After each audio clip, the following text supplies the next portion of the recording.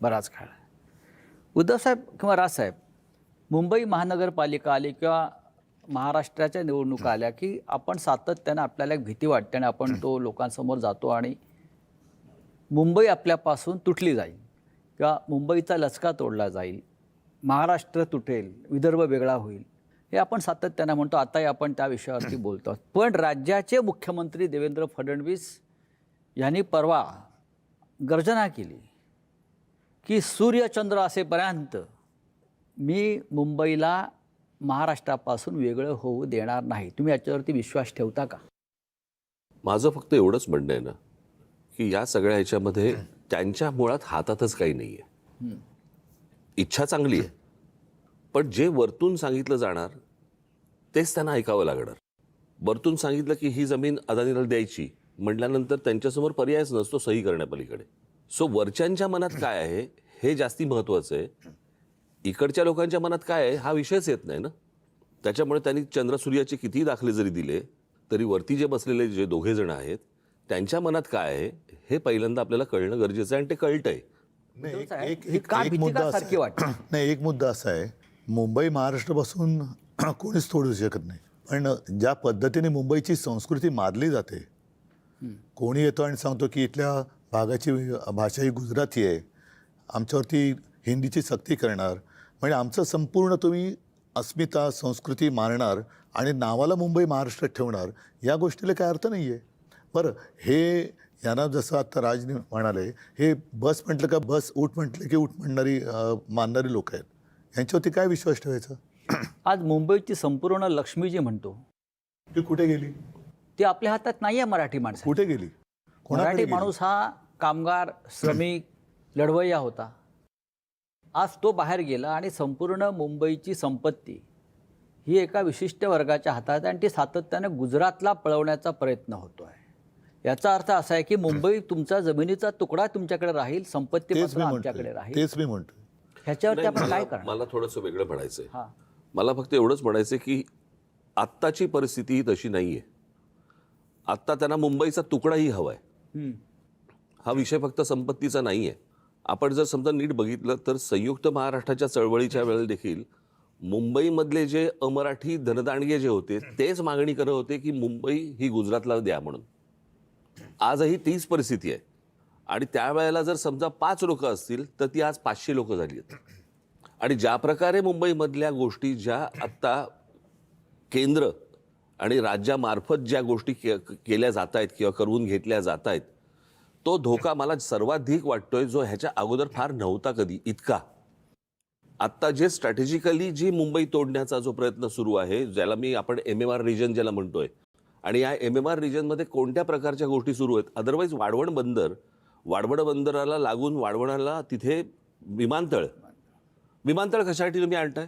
मी त्या दिवशी माझ्या एका भाषणामध्ये मी असं म्हटलं होतं की नवी मुंबई आता विमानतळ झालंय.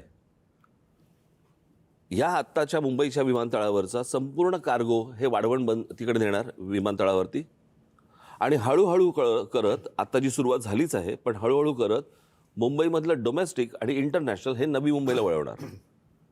आत्ताचा विमानतळ हे अदानीकडे आहेच. आत्ताच्या विमानतळाचं जर समजा क्षेत्रफळ जर समजा तुम्ही पाहिलं तर त्याच्यामध्ये साधारणपणे कमीत कमी 50 शिवाजी पार्क मैदानं बसतील एवढं ते क्षेत्रफळ आहे. म्हणजे उद्या हे सगळं डोमेस्टिक इंटरनॅशनल नवी मुंबईला वळवायचं आणि हा परत विमानतळ आणि तो सगळा भाग परत विकायला काढायचा. हे सगळं मोदी शहा राज्यकर्ते झाल्यामुळे होतंय का? त्याच्यानंतरच झालं ना. तुम्ही एक गोष्ट बघा, मी आता ना कोणाशी तरी परवा दिवशीच बोलत होतो, अदानी आणि अंबानी यांच्यामधला जर समजा आपल्याला फरक बघायचा असेल ना, हे बघा, हे ह्यांचे व्यवसाय करताना चोऱ्या मारा ते सगळेच करत असतात, परंतु अदानी आणि अंबानी यांच्यामधला जर समजा तुम्हाला मेजर फरक, तर मोदी मोठे व्हायच्या अगोदरपासून अंबानी मोठे होते. पण अदानी हा मोदी मोठे झाल्यानंतरच मोठा झालेला आहे. अदानीचा विस्तार हा मोदी मोठे झाल्यानंतरचाच आहे. म्हणजे मोदी ज्या वेळेला गुजरातचे मुख्यमंत्री झाले त्याच वेळेला त्यांना तो पोर्ट मिळालेला आहे, मुंद्रा पोर्ट. आणि मग पंतप्रधान झाल्यानंतर त्या अनेक गोष्टी मिळालेल्या आहेत.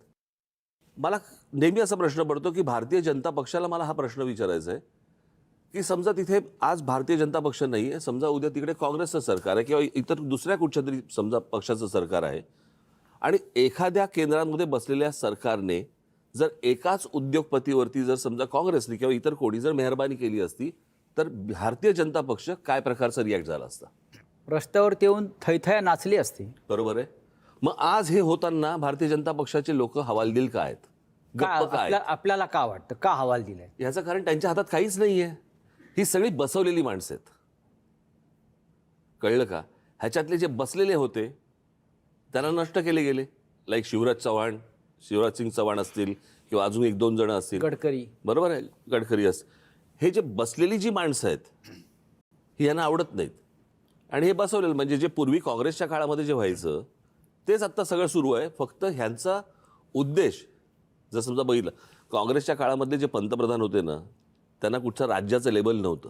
हे पहिल्यांदा राज्यकर्ते बसलेत ज्यांच्यावरती राज्याचं लेबल आहे. गुजरातचे प्रधानमंत्री आहेत ते, कळलं का? गुजरातचे आणि गृहमंत्री. ज्या प्रकारचं त्यांचं मुंबईवरती लक्ष आहे, मुंबईकडे त्यांचं ज्या प्रकारे लक्ष देतात MMR रिजनकडे, हे आजपर्यंत कधी घडलं नाही 50-60 वर्षामध्ये, जे आत्ता घडतंय.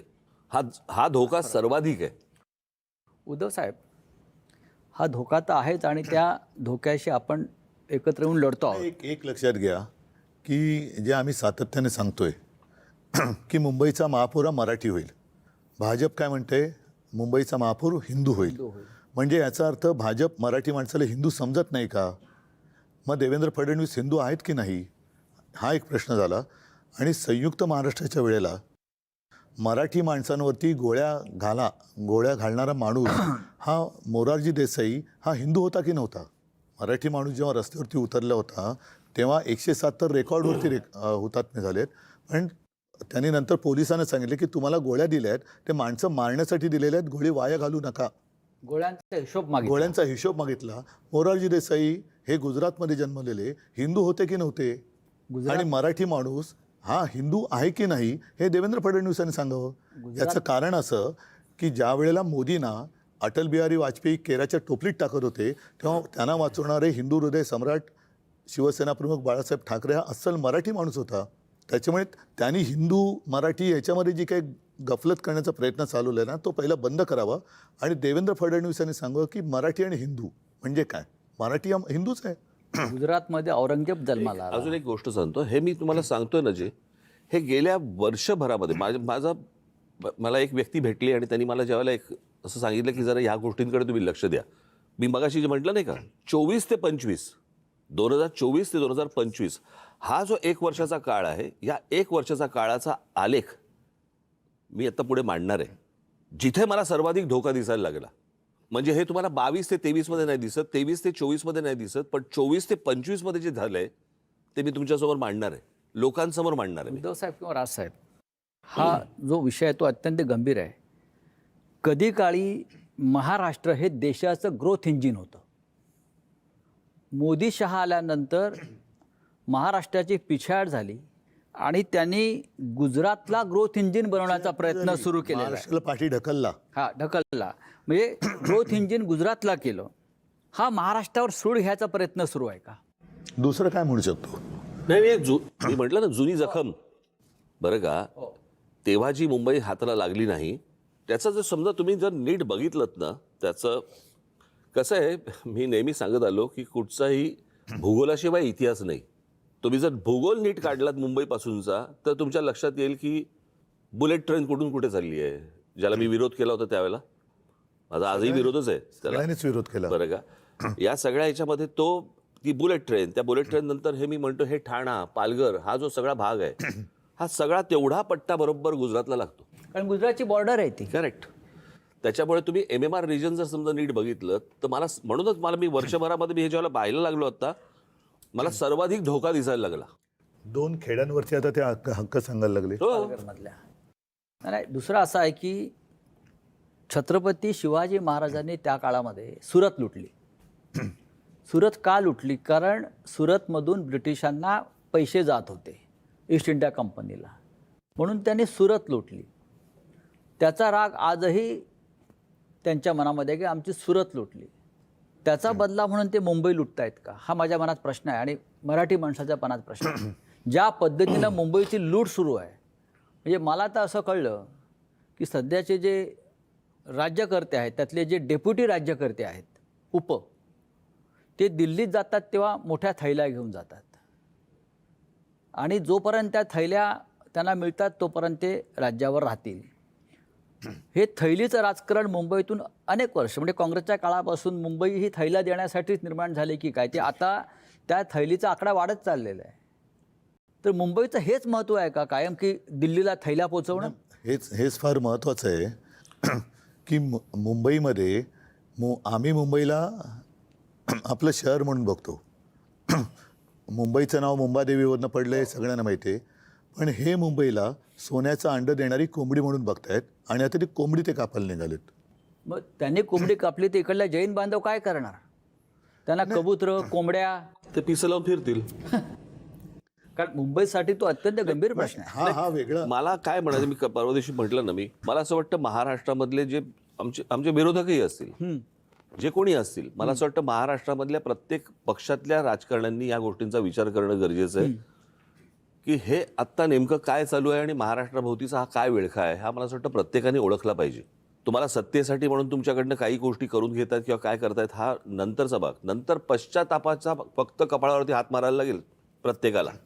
यांना जर आज कळलं नाही की आपण काय करतो आणि काय करून ठेवणार आहोत, महाराष्ट्रातल्या प्रत्येक मराठी पक्षातल्या नेत्यांनी ह्या गोष्टींचा विचार केला पाहिजे वरपासून खालपर्यंत की आपण हे काय करतोय. म्हणजे मराठी म्हणून सगळ्यांनी एकत्र यायला पाहिजे. नाही, मराठी म्हणून ह्या गोष्टींचा विचार आहे. बघा, आपापले मतभेद सगळे असतील, भांडणं असतील, मतभेद असतील, सगळ्या गोष्टी असतील. मला असं वाटतं मी मगाशी म्हटलं त्याप्रमाणे महाराष्ट्रापुढे काही नाही. पण आज ते चिंतामणराव देशमुख कोणी आज व्हायचं? भारतीय जनता पक्षामध्ये लोक असतील किंवा अजून त्यांच्या बरोबरचे इतर सहकारी कोणी असतील किंवा अजून कोणी लोक असतील, प्रत्येकाने या गोष्टींचा विचार करणं गरजेचं आहे. महाराष्ट्र माफ नाही करणार आपल्याला. हो, पण जसं त्या काळामध्ये चिंतामणराव देशमुख निर्माण झाल्यानंतर त्यांनी केंद्रातून ठिणगी टाकली. आपले मराठी जी माणसं आहेत भाजपमध्ये जे केंद्रात मंत्री म्हणून बसलेत किंवा खासदार आहेत, त्यांनी आदर्श ते सगळे चाटम आहेत ना. आता तो आदर्श वेगळा आणि आदर्श घोटाळे करणारे त्यांच्या मांडीला मांडी लावून बसतात. ते काय चिंतामणराव